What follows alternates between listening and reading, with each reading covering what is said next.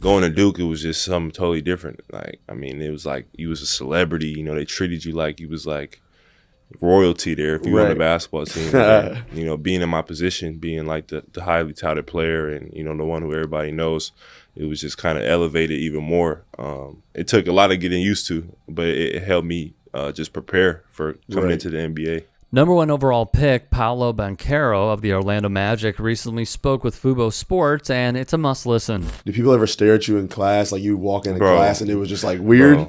Bro, it was almost like they treat you like, and I love Duke by far, but it was like sometimes it feel like you was like a zoo animal or something, bro. Like, no, I know how you feel, bro. They would like, on God, in class, like you see them over there like whispering about you, like staring at you. You just know they're talking about you. I done caught people trying to record me. It's just more of like you can just come up and say what's up. Like, yeah, I'm a personable person. I would tell people that like I caught more than a few people trying to like sneak record me, and I would just be like, yo, like just come say what's up, bro. Like, what's your name? On RJ Hampton's show, the Young Person Basketball podcast, Banchero expresses himself honestly and humbly. Unfortunately, this is a common occurrence with athletes. I didn't want to take a picture. I'm really in a rush. I gotta go.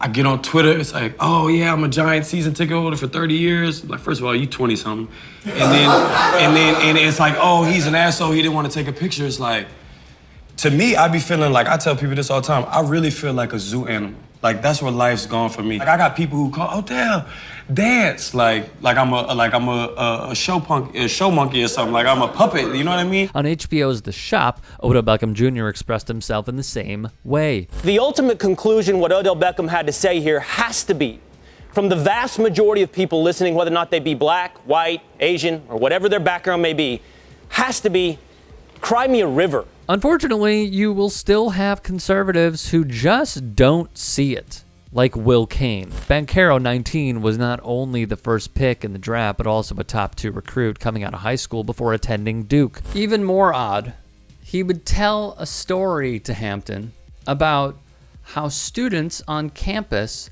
found out which dorm he was in, specifically his dorm room, and it made him feel very, very uncomfortable. Here it is. My classmates would start bringing their families, like their brother, their sister, their mom, and dad to my dorm and like knocking on my dorm, he said. It'd be like a Sunday morning, bro. I'd get like a knock and I'd be like, what? I open my door. It's a mom, dad, their daughter who goes to Duke, and like their little brother. Like, we just wanted to say hi. In the Beckham episode, LeBron James would say, essentially, that even though black athletes are the best at what they do, it still isn't enough. Using a hypothetical scenario, he directly compared how him declining a picture with fans would be perceived in comparison to if NFL quarterbacks Tom Brady and Aaron Rodgers, who are white, were to decline such requests. So look, it's hard to be in the public eye. I have had Jerron Marshall, he plays the keys for Grammy award-winning group the Black Pumas, and we've discussed a lot of these topics. And because he is like 6'5" and a bigger black man in public, people ask him these questions all the time. A buddy of mine who I do a boxing podcast with was at a boxing press conference, and some people asked him, hey, so you're on the undercard, right? Who are you fighting? What they're saying resonates. It's because it's their experience. So for them to be treated like this is completely unfair. Racism is an issue in America, but it is primarily an issue for the poor.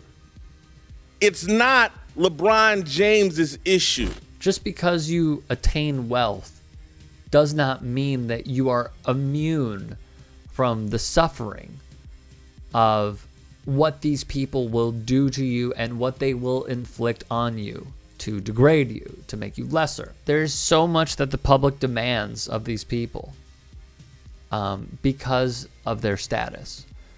But I think what a lot of people don't realize is the effect it has psychologically on these athletes. And that's the basis of where this comes from.